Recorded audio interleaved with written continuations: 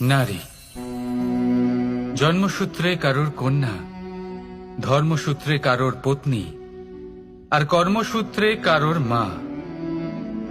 আমাদের মনে এই ছবি আঁকা রয়েছে একজন নারীকে নিয়ে, তাই না?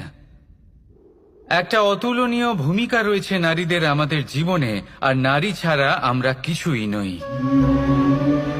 কিন্তু অধিকার, সেখানে আমরা একটা ভুল করে বসি।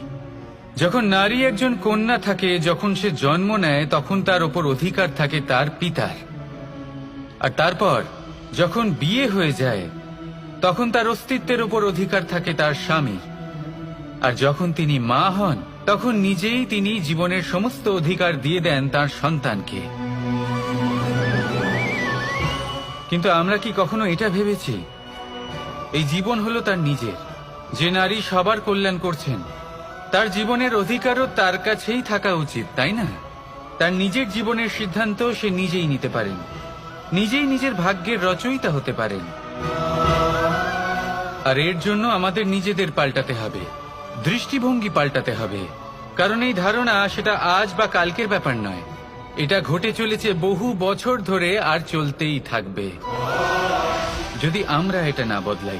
আর এটা তখনই সম্ভব হবে যখন আমরা নিজেদের মধ্যে পরিবর্তন আনব।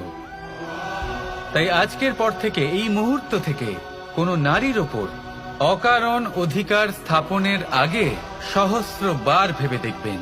কারণ যখন নারী নিজের অধিকার কেড়ে নিতে বাধ্য হবেন, তখন শুধু এবং শুধুমাত্র বিনাশই ঘটবে। রাধা রাধা।